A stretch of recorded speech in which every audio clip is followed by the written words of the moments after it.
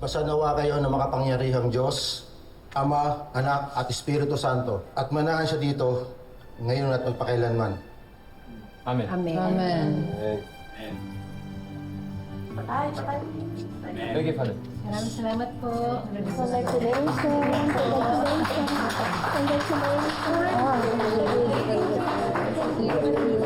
Congratulations po. Thank you. Charm! Please, Charm. Let's go. Thank you.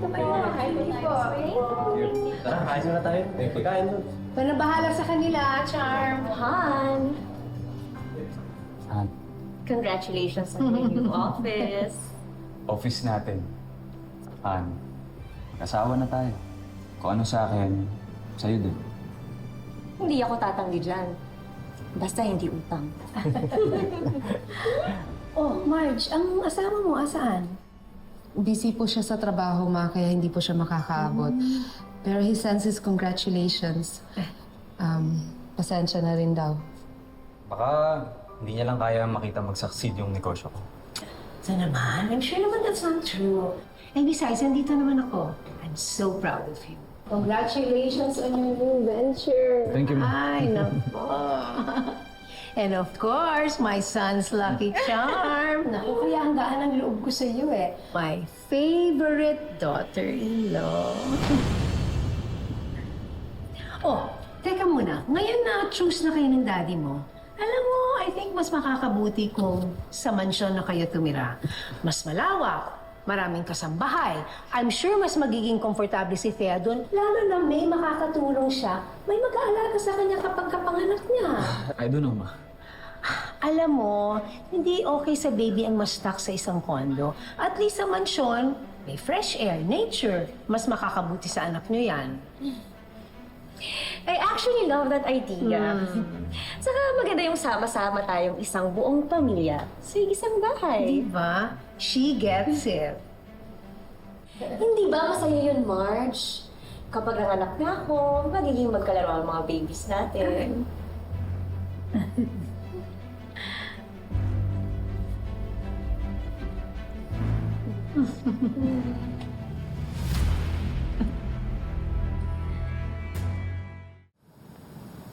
Love, nakalimutan ko palang sabihin sa'yo.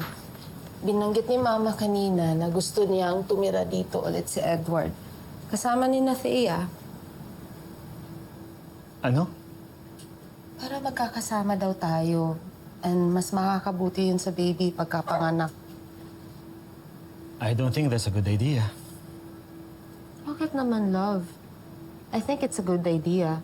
May kalaro si Jasmine kapag nakapanganak na si Thea. Hindi mo pa kasi nararanasan yung bigat ng mood dito sa bahay kapag galit si Dad. At kapag nag-aaway silang dalawa ni Edward. This is the quietest it has been in this house.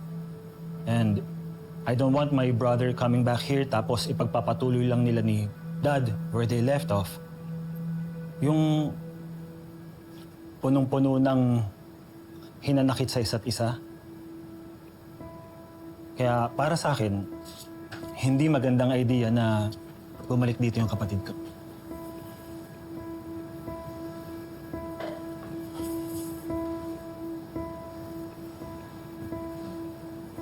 Well, I hope magkaayos kayo ng family mo at magkakasama ulit kayo. Kasi alam mo, love, yun ang pinagpipray ko para sa family namin.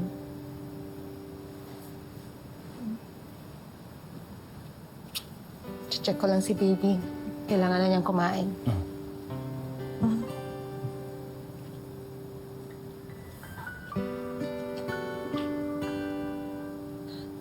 Jasmine, baby. Drink milk na. Jasmine? Jasmine?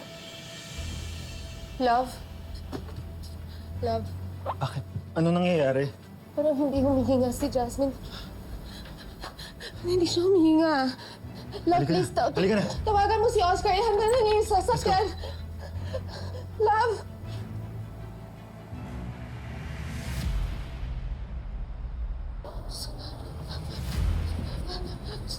Okay lang ba siya? Ano nangyari?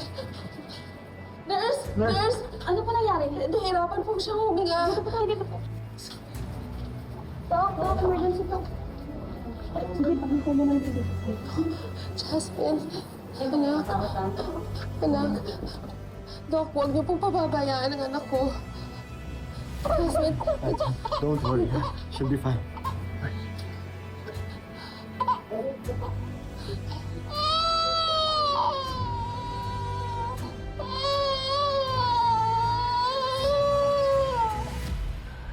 Love, dalhin mo yung ibang gamit ni baby dito, ha? Sabi ng doktor, makukonfine daw siya ng ilang araw. Sige, sige. I love you. Ingat ka. Ma! Marge, anong nangyari kay Jasmine? Tinamaan daw ng pneumonia, ma. Gawa ng BPD niya. Ito ba yung sakit niya sa baga dahil sa premature siya, Marge? Oo, ma. Ma, ginagawa ko naman ang lahat sa pag-iingat. Lahat ng gamot niya, binibigay ko sa tamang oras. Inaalagaan ko siya, binabantayan ko siya. Pero bakit ganun? Di pa rin siya gumagaling. Marge! Ma, ano bang maling ginagawa ko? Anong kulang ko? Marge, tigilan mo nga yan. Huwag kang magsalita ng ganyan, Marge. Wala ka namang ginagawang masama. Wala kang kasalanan. Sadyang sa buhay, may mga bagay lang na hindi mo kontrolado, Marge. Pero ang mahalaga, anak, hindi ka sumusuko. At alam ko, hindi mo susukuan si Jasmine.